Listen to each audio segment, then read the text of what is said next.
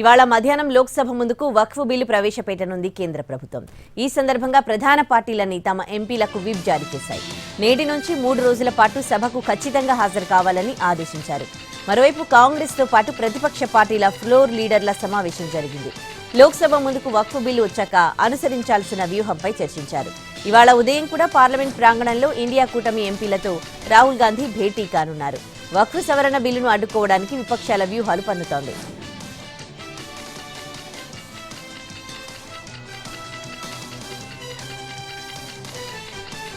ఇవాళ ఢిల్లీలో బీసీ సంఘాల మహాధర్నా జరగనుంది. ఉదయం 9:30కు ఖర్గే, రాహుల్ గాంధీ, సీఎం రేవంత్ రెడ్డి ధర్నాలో పాల్గొని సంఘీభావం తెలపనున్నారు. ఉదయం డిప్యూటీ సీఎం భట్టి విక్రమార్క కూడా ఢిల్లీ వెళ్తారు. ఇప్పటికే తెలంగాణ మంత్రులు, బీసీ ఎమ్మెల్యేలు ఢిల్లీకి బయలుదేరారు. బీసీలకు 42% రిజర్వేషన్ల బిల్లును ఇటీవల తెలంగాణ అసెంబ్లీ ఆమోదించింది. బీసీ రిజర్వేషన్ల బిల్లును పార్లమెంట్లోనూ ఆమోదించాలని డిమాండ్ చేస్తోంది. నేడు ఢిల్లీలోని జంతర్ మంతర్ దగ్గర బీసీ సంఘాలు తలపెట్టిన మహాధర్నాలో పాల్గొన్న తర్వాత సీఎం రేవంత్ రెడ్డి, తెలంగాణ మంత్రుల బృందం కేంద్ర ప్రభుత్వ పెద్దలను కలవనున్నారు. బీసీలకు 42% రిజర్వేషన్ల బిల్లుకు మద్దతు కోరనున్నారు.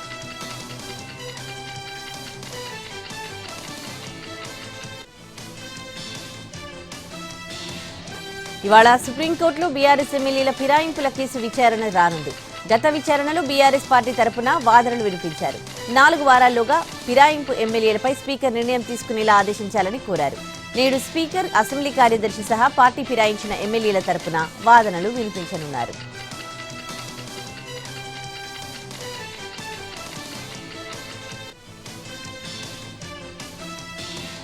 ఇవాళ స్థానిక సంస్థల ప్రజాప్రతినిధులతో వైఎస్ జగన్ భేటీ కానున్నారు. ఇటీవల జరిగిన ఎంపీపీ, జడ్పీటీసీ ఉప ఎన్నికల్లో పార్టీ కోసం పనిచేసిన నేతలతో సమావేశం కానున్నారు జగన్. టీడీపీ నేతల బెదిరింపులను లెక్క చేయకుండా నిలబడిన ఎంపీటీసీలను కలవనున్నారు. కిడ్నాప్ చేసినా, అక్రమ కేసులు పెట్టినా భయపడని నేతలను, పార్టీ గెలుపుకు సహకరించిన ఎంపీటీసీ, జడ్పీటీసీలను స్వయంగా కలవనున్నారు వైఎస్ జగన్. వారికి ప్రత్యేక అభినందనలు తెలుపనున్నారు.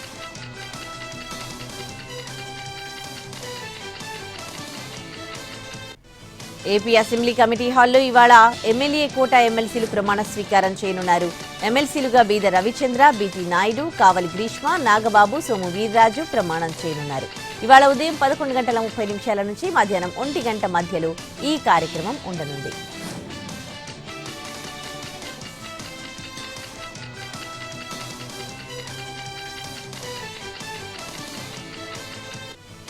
హెచ్సీయూ భూములను ప్రభుత్వం లాక్కుంటున్నట్టు జరుగుతున్న ప్రచారాన్ని తెలంగాణ మంత్రులు ఖండించారు. 2004లో టీడీపీ ప్రభుత్వ హయాంలో హెచ్సీయూ 400 ఎకరాల భూమిని తీసుకుని ఐఎంజీ భారత్కు అప్పగించిందని, దానికి బదులుగా గోపన్నపల్లిలో హెచ్సీయూకు 397 ఎకరాల కేటాయింపు జరిగిందన్నారు. వర్సిటీ భూముల బదలాయింపుతో ప్రైవేట్ వ్యక్తికి 400 ఎకరాల భూమి అన్యాక్రాంతం కాకుండా నాడు వైఎస్ సర్కార్, నేడు రేవంత్ సర్కార్ పోరాడారన్నారు. ఈ భూములు ప్రస్తుతం హెచ్సీయూవి కావని స్పష్టం చేశారు. వర్సిటీకి చెందిన 1 అంగుళం భూమిని కూడా ప్రభుత్వం తీసుకోవట్లేదని మంత్రులు క్లారిటీ ఇచ్చారు. ఈ భూములపై న్యాయ పోరాటం చేయకుండా గత బీఆర్ఎస్ పాలకులు వారి సంబంధికులకు కట్టబెట్టాలని చూశారని ఆరోపించారు.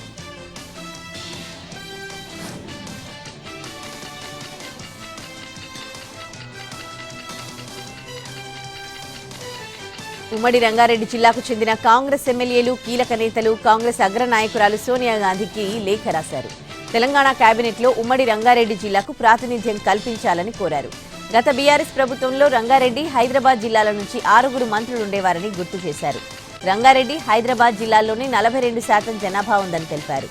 అయితే ప్రస్తుత కాంగ్రెస్ ప్రభుత్వంలో రంగారెడ్డి జిల్లాకు ప్రాతినిధ్యం లేదని, అందుకే అనేక సవాళ్లు ఎదురవుతున్నాయని వివరించారు.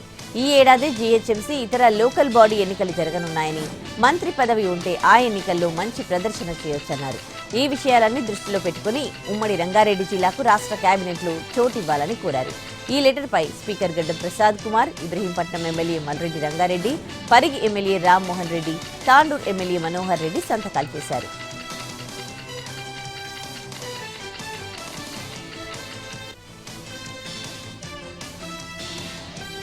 కాంగ్రెస్ జాతీయ అధ్యక్షుడు మల్లికార్జున ఖర్గేకు పార్టీ సీనియర్ నేత జానారెడ్డి లేఖ రాశారు.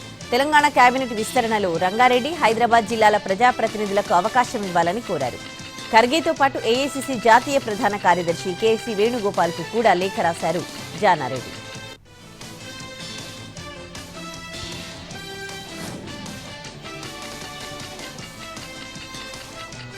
బీఆర్ఎస్ సిల్వర్ జూబ్లీ వేడుకల నిర్వహణపై కేసీఆర్ సమీక్ష నిర్వహించారు. ఉమ్మడి వరంగల్ జిల్లా నేతలతో 6 గంటల పాటు సమావేశమయ్యారు. ఈ నెల 27న వరంగల్లో బీఆర్ఎస్ సిల్వర్ జూబ్లీ వేడుకలు జరగనున్నాయి. ఈ ఉత్సవాలను ఘనంగా నిర్వహించాలని కేసీఆర్ ఆదేశించారు. ఇప్పటి నుంచే నియోజకవర్గాల వారీగా సన్నాహక సమావేశం పెట్టుకోవాలన్నారు. ఒక్కో నియోజకవర్గం నుంచి 1,00,000 మందికి తగ్గకుండా సభకు తరలి వచ్చేలా ప్లాన్ చేయాలన్నారు. వరంగల్ బహిరంగ సభతో రాష్ట్రంలో పెను మార్పులు వస్తాయని చెప్పారు కేసీఆర్. ఇది బహిరంగ సభ కాదని తెలంగాణ బాగు కోసం నిర్వహించే సభ అని చెప్పారు.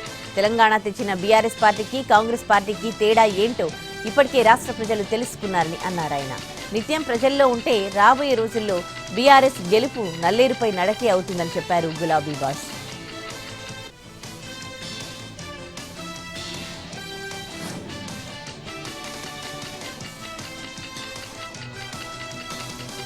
తెలంగాణలో కాంగ్రెస్ పార్టీ వింతైన పాలన సాగిస్తోందని మాజీ సీఎం కేసీఆర్ మండిపడ్డారు. మార్పు కోరుకుంటూ ఆ పార్టీని అధికారంలోకి తెచ్చిన రైతుల కళ్లలో కన్నీళ్లే మిగిలాయని విమర్శించారు. రైతులకు ఈ దుస్థితి వస్తుందని కలలోనూ తాను ఊహించలేదన్నారు. ప్రభుత్వ చర్యలతో రైతులు, వివిధ వర్గాల ప్రజలు మనోధైర్యం కోల్పోతున్నారని పేర్కొన్నారు.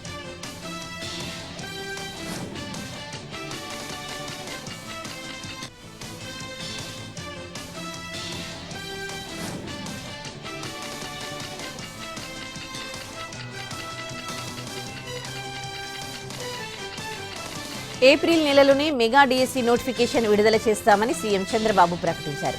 బాపట్ల జిల్లా కొత్తగొల్లపాలెంలో ప్రజావేదిక సభలో ఆయన మాట్లాడారు. జూన్లో స్కూళ్లు ప్రారంభమయ్యేలోగా టీచర్ల నియామకం పూర్తి చేస్తామన్నారు. మే నెలలో తల్లికి వందనం అమలు చేస్తామని తెలిపారు. అన్నదాత సుఖీభవ కింద 20,000 ఇస్తామని చెప్పారు. ధనిక రాష్ట్రమైన తెలంగాణలో ఏపీలో కంటే తక్కువ పెన్షన్ ఇస్తున్నారని అన్నారు.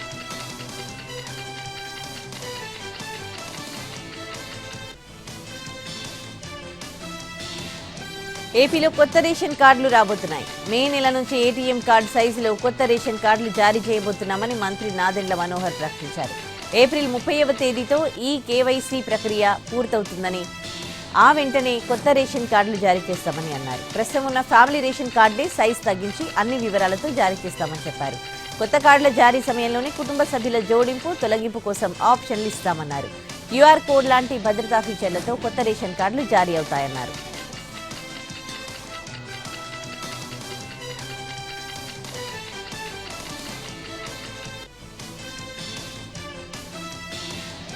నాగర్ కర్నూలు జిల్లా ఊరుకొండపేట, హైదరాబాద్ లైంగిక దాడుల ఘటనలపై తెలంగాణ ప్రభుత్వం సీరియస్ అయింది. ఇలాంటి ఘటనలను ఉపేక్షించేది లేదని తెలిపింది. బాధితులకు అన్ని రకాల సహాయం చేయడంతో పాటు నిందితులకు కఠినంగా శిక్ష పడేలా చర్యలు తీసుకోవాలని ఆదేశాలిచ్చింది. ఈ 2 కేసుల్లో ఇప్పటికే నిందితులను అరెస్ట్ చేశారని మంత్రి సీతక్క తెలిపారు. బాధితులకు అండగా నిలిచామని చెప్పారు. బాధితుల బాగోగులను ప్రభుత్వమే చూసుకుంటోందని హామీ ఇచ్చారు మంత్రి సీతక్క. నిందితులకు కఠిన శిక్షలు పడేలా చర్యలు తీసుకుంటామన్నారు. లైంగిక దాడి ఘటనలకు మత్తు పదార్థాలే కారణమని భావిస్తున్నామన్నారు. మత్తు పదార్థాల కట్టడికి తమ ప్రభుత్వం పనిచేస్తోందని చెప్పారు.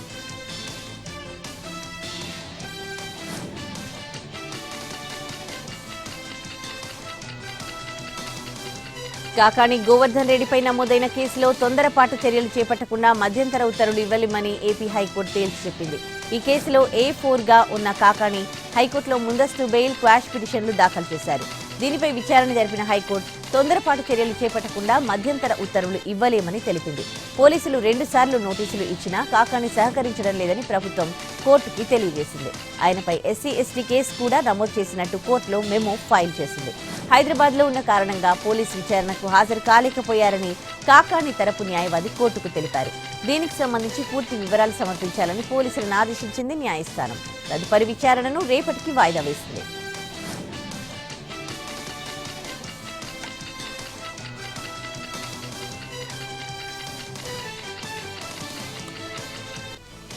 గన్నవరం మాజీ ఎమ్మెల్యే వల్లభనేని వంశీ రిమాండ్ను పొడిగించింది విజయవాడలోని జిల్లా కోర్టు. ఆత్కూరులో 9 ఎకరాల భూమిని కబ్జా చేసేందుకు యత్నించారని నమోదైన కేసులో వంశీ రిమాండ్ను ఈ నెల 15 వరకు పొడిగించింది. మరోవైపు వంశీ బెయిల్ పిటిషన్ పైన విచారణ వాయిదా పడింది. గన్నవరంలో సీతా మహాలక్ష్మి స్థలం కబ్జా చేశారన్న ఆరోపణలతో నమోదైన కేసులో వంశీ బెయిల్ కోసం పిటిషన్ వేశారు. ఈ పిటిషన్పై విచారణను రేపటికి వాయిదా వేసింది కోర్టు. గన్నవరం టీడీపీ కార్యాలయంపై దాడి కేసులో వంశీ ప్రధాన అనుచరుడు రంగాను సిఐడి కస్టడీకి ఇచ్చింది కోర్టు. ఆయన ప్రధాన అనుచరుడు రంగాను నేటి నుంచి 3 రోజుల పాటు ప్రశ్నించనున్నారు సిఐడి అధికారులు.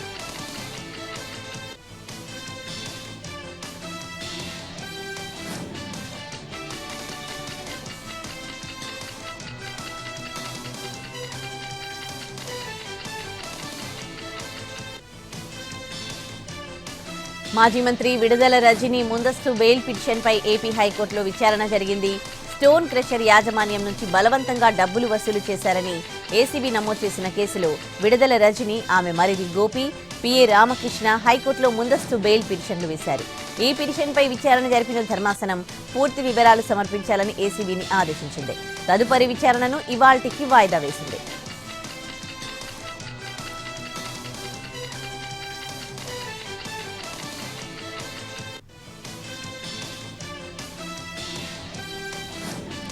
జగిత్యాలలో కాంగ్రెస్ మాజీ ఎమ్మెల్సీ జీవన్ రెడ్డి కీలక వ్యాఖ్యలు చేశారు. తనకు ఫ్రీడమ్ వచ్చిందని, తన భావాలు వ్యక్తీకరించే స్వేచ్ఛ ఉందన్నారు. ఇప్పుడు తనకెలాంటి ఆంక్షలు లేవన్నారు. ఇంతకంటే పెద్ద పదవి మరొకటి లేదని చెప్పారు. ఇప్పుడు ఎవరికీ తాను తలొగ్గనన్నారు.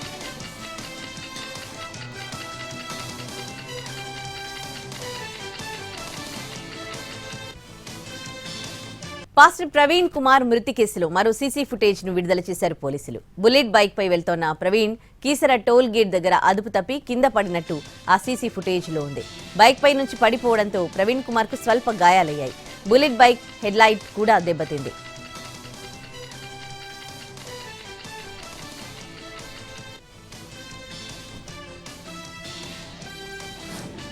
గుంటూరు జిల్లాలో ప్రైవేట్ కాలేజీ బస్సును అపహరించిన ఘటన కలకలం రేపింది. మేడికొండూరు పేరేచెర్ల జంక్షన్లో పార్క్ చేసిన ప్రైవేట్ కాలేజీ బస్సును ఓ వ్యక్తి అపహరించాడు. ఆ బస్సులో స్పీడ్గా వెళ్తూ మేడికొండూరు సమీపంలో ఆటోను ఢీకొట్టాడు. దాంతో ఆటోలో ప్రయాణిస్తున్న వారికి గాయాలయ్యాయి. రంగంలోకి దిగిన పోలీసులు సత్తెనపల్లి ధూళిపాళ్ల సమీపంలో బస్సును చేజ్ చేసి పట్టుకున్నారు. నిందితుడిని మేడికొండూరు పోలీస్ స్టేషన్ కు తరలించారు. అయితే బస్సును నాగేశ్వరరావు అనే వ్యక్తి చోరీ చేశాడని, అతడి మానసిక సమస్యలతో బాధపడుతున్నట్లు పలువురు చెబుతున్నారు.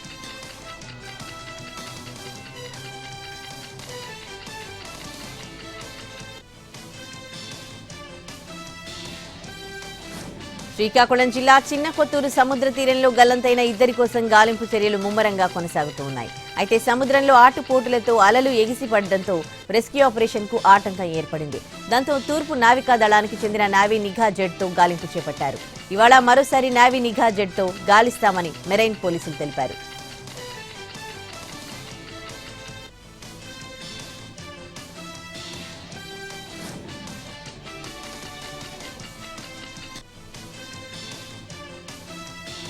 తిరుపతి జిల్లా తుడా క్వార్టర్స్ లో భారీ దొంగతనం జరిగింది. 98 గ్రాముల బంగారం, 500 గ్రాముల వెండి, ₹1,00,000 నగదును దొంగలు అపహరించారు. బాధితుడి ఫిర్యాదుతో కేసు నమోదు చేసిన తిరుచానూరు పోలీసులు దర్యాప్తు ముమ్మరం చేశారు.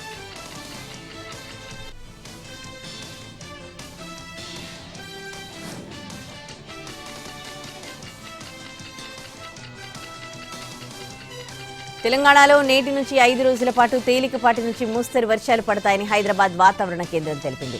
ఇవాళ రేపు ఉత్తర పశ్చిమ తెలంగాణ జిల్లాల్లో ఉరుములు మెరుపులతో కూడిన వడగళ్ల వర్షం కురుస్తుందని పేర్కొన్నారు. దీంతో పాటు గంటకు 40 నుంచి 50 కిలోమీటర్ల వేగంతో ఈదురుగాలులు వీస్తాయని తెలిపింది.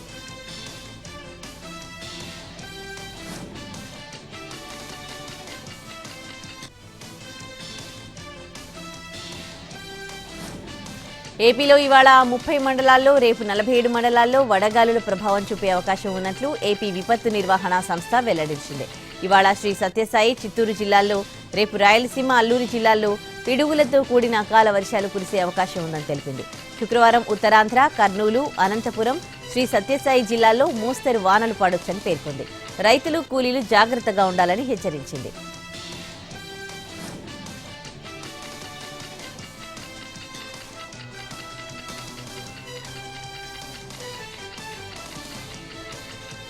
రాష్ట్రాల అధ్యక్షుల ఎంపిక ప్రక్రియను వేగవంతం చేసింది బీజేపీ.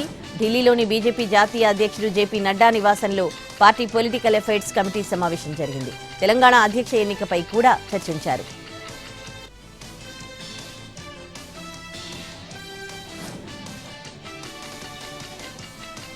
బీజేపీ కొత్త సారథి ఎవరు అన్నది ఈ నెలాఖరుకు తేలిపోనుంది. కొత్త అధ్యక్షుడి ఎన్నికకు కసరత్తు ముమ్మరం చేసింది హైకమాండ్. ఇప్పటికే బీజేపీ జాతీయ అధ్యక్షుడి ఎన్నిక పూర్తి కావాల్సింది. కానీ కొన్ని కారణాల వల్ల ఎన్నిక ఆలస్యమైంది. పార్లమెంట్ బడ్జెట్ సమావేశాలు ముగిసిన వెంటనే బీజేపీ కొత్త సారథి ఎన్నిక ప్రారంభించనున్నట్టు తెలుస్తోంది. వచ్చే వారంలో ఉత్తరప్రదేశ్, కర్ణాటక, తమిళనాడు, పశ్చిమ బెంగాల్ సహా పలు రాష్ట్రాలకు పార్టీ అధ్యక్షుల పేర్లను ప్రకటించబోతోంది బీజేపీ. 19 రాష్ట్రాలకు పార్టీ అధ్యక్షులను ప్రకటించాక పార్టీ జాతీయ అధ్యక్షుడి ఎన్నికకు కార్యాచరణ సిద్ధం చేస్తోంది. ఇప్పటికే 13 రాష్ట్రాల్లో పార్టీ సంస్థాగత ఎన్నికలు పూర్తి చేసి అధ్యక్షుల పేర్లను ఖరారు చేసింది బీజేపీ అధిష్టానం. మిగిలిన రాష్ట్రాల్లోనూ సాధ్యమైనంత త్వరగా పార్టీ చీఫ్ల ఎన్నికను పూర్తి చేసేందుకు కృషి చేస్తోంది.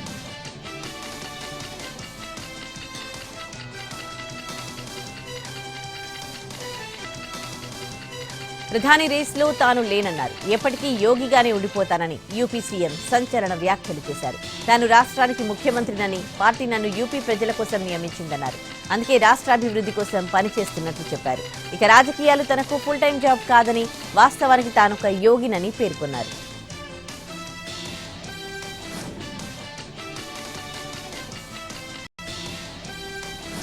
వక్ఫ్ సవరణ బిల్లును ఇండియా కూటమి పార్టీలన్నీ పార్లమెంట్లో ఏకగ్రీవంగా వ్యతిరేకిస్తాయని కాంగ్రెస్ ప్రధాన కార్యదర్శి కేసీ వేణుగోపాల్ స్పష్టం చేశారు. వక్ఫ్ సవరణ బిల్లుపై మేం తొలి నుంచి వ్యతిరేక వైఖరితోనే ఉన్నామన్నారు. కూటమి పార్టీలన్నీ ఈ విషయంలో ఏకాభిప్రాయంతో ఉన్నాయన్నారు. ఇతర పార్టీలు కూడా తమతో కలిసి రావాలని కోరుతున్నట్లు చెప్పారు.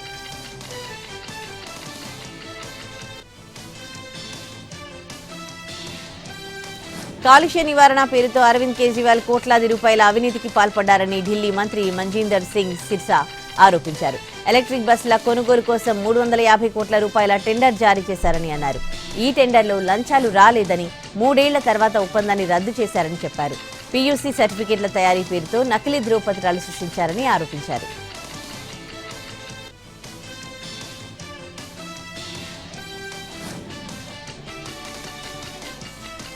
వాయు కాలుష్యంపై ఢిల్లీ సర్కార్ ప్రవేశపెట్టిన కాగ్ నివేదికపై ఆప్ ఎమ్మెల్యే గోపాల్ రాయ్ ఆగ్రహం వ్యక్తం చేశారు. కాగ్ నివేదికలో అవినీతిని కనుగొనేందుకు బీజేపీ నాయకులు ప్రయత్నిస్తున్నా సాధ్యపడడం లేదన్నారు. ఆ ప్రభుత్వం బేసి సరి విధానం వంటి పథకాలు అమలు చేయడం ద్వారా ఢిల్లీలో వాయు కాలుష్యాన్ని అరికట్టడంలో విజయం సాధించిందన్నారు.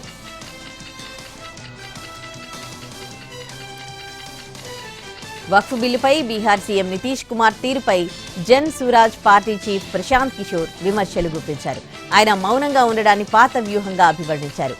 సీఏఏ బిల్లు సమయంలో జేడీయూ బిల్లును వ్యతిరేకిస్తుందని నిర్ణయించారని, కానీ దానికి మద్దతుగా ఓటు వేయించారని అన్నారు.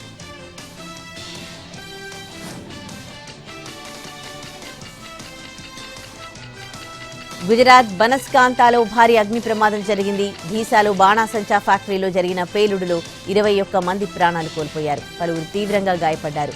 శిథిలాల కింద మరికొందరు చిక్కుకుపోయారు. వారిని కాపాడడానికి సహాయక బృందాలు ప్రయత్నిస్తూ ఉన్నాయి. కార్మికులు పనిలో ఉన్న సమయంలో ఒక్కసారిగా భారీ శబ్దంతో పేలుడు సంభవించింది. కార్మికులు బయటకొచ్చే అవకాశం కూడా లేకుండా పోయింది. గాయపడ్డ వారిలో కొందరి పరిస్థితి తీవ్రంగా ఉంది.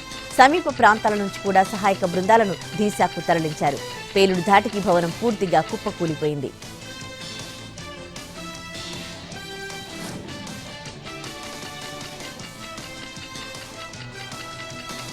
కర్ణాటకలో డీజిల్ ధరలు పెరగనున్నాయి. డీజిల్పై సేల్స్ ట్యాక్స్ ను ఆ రాష్ట్ర ప్రభుత్వం 21.7% పెంచుతూ నిర్ణయం తీసుకుంది. దీంతో లీటర్ డీజిల్ ధర ₹2 పెరిగి ₹91.02 చేరుకోనుంది. ఈ నిర్ణయం తక్షణమే అమల్లోకి వస్తుందని ప్రభుత్వం ఉత్తర్వుల్లో పేర్కొంది. అలాగే బెంగళూరులో ఇవాల్టి నుంచి చెత్త పన్ను కూడా వసూలు చేయనుంది. నివాస భవనాల విస్తీర్ణాన్ని బట్టి నెలకు 10 నుంచి 400 వరకు పన్ను చెల్లించాల్సి ఉంటుంది.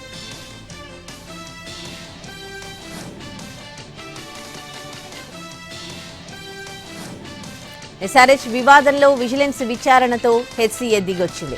ఎస్ఆర్హెచ్ అధికారులతో చర్చలు జరిపింది. హైదరాబాద్ క్రికెట్ అసోసియేషన్ పాస్ల వివాదానికి తెరదించేందుకు ముందుకొచ్చింది. నిన్నటిదాకా అసలు సమస్యే లేదంటూ బుకాయించింది హెచ్సీఏ.